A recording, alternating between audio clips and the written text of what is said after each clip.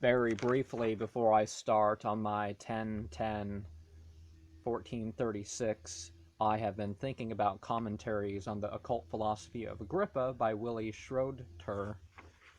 I will share some of the type of symbolism of the planets and elements, which I will not be going over directly in the body of what I've commented on.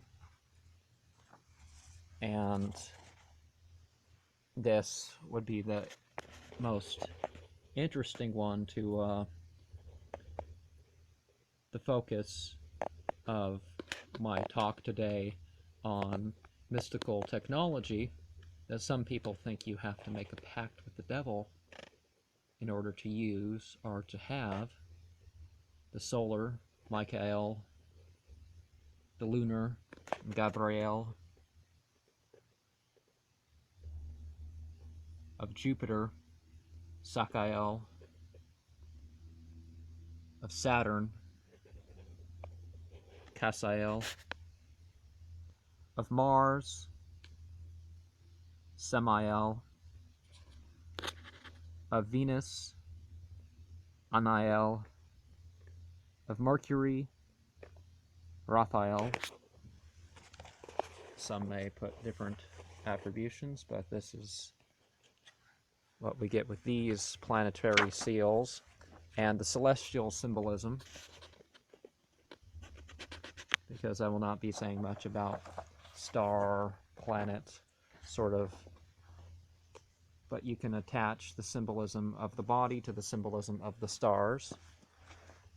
So those of you who neither have a PDF or, finding an edition like this could cost you $100 or something. It didn't cost me $100, but it might cost you that, so I thought I'd like to share from some of that before I start here. And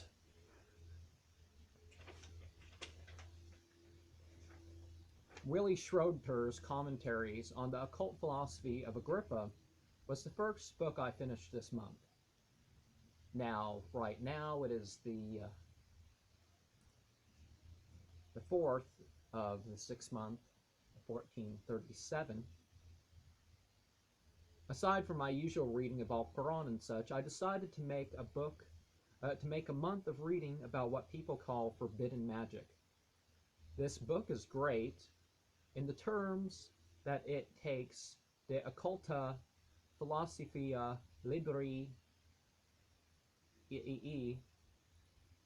3 and shows that we can take such books of this by Henry Cornelius Agrippa seriously in its folklorist account of science and religion. After all, Agrippa has had degrees in law and science. Willy Schrodter did not write an exhaustive commentary here and excluded much of the original text and translation. Whether we understand the motivations for this to be in terms of trying only to speak from authority or to make it brief and enjoyable, I think there is evidence in both regards. Agrippa of 1486 to 1435 CE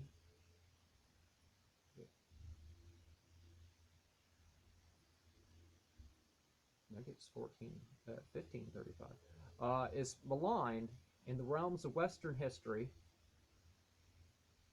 I may have got that backwards.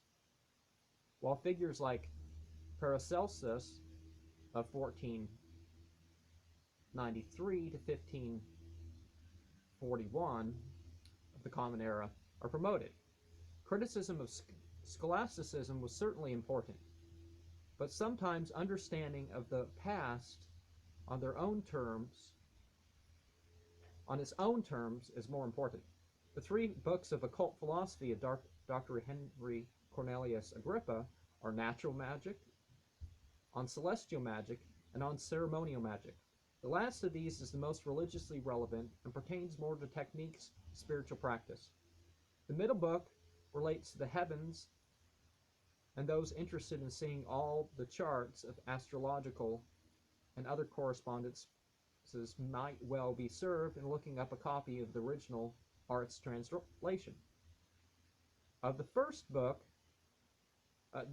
receives the most commentary and the most shows how many of these matters called magic are close to what may be called purely physical matters, despite the associations of devils and magical powers needed to perform these feats.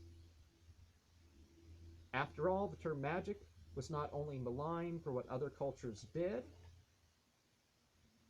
it was maligned because people would use science to deceive people under the guise of ritual.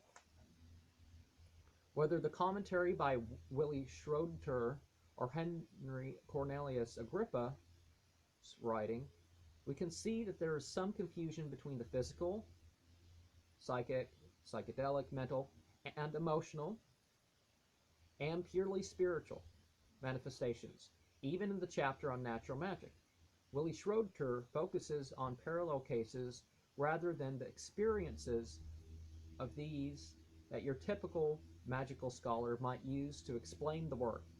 It is important to show the role of folklore and mythology in the empirical world, and Willy Schrodter seems to do that successfully. Whether physical, mental, emotional, or spiritual, it is shown that these techniques do contain things with a working technology. Some of these matters are a placebo effect, and others seem beyond belief and unexplainable.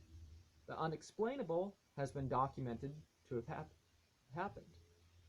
Relationships between living things and inorganic patterns can be manipulated to our ends if we know how to use them.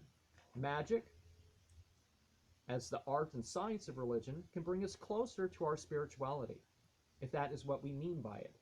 Music therapy works. Telescopes and other lighting techniques are better known.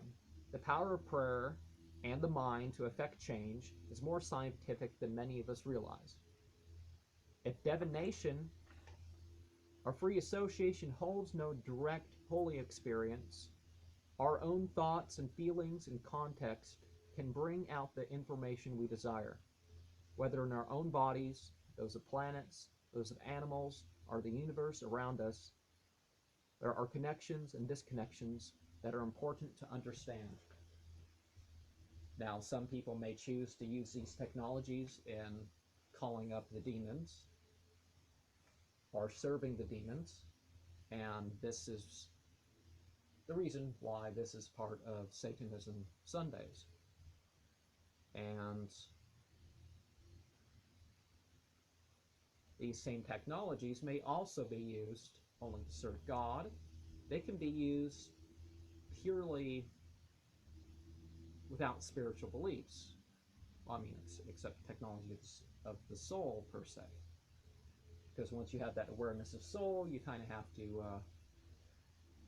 be quiet about some of these doubts.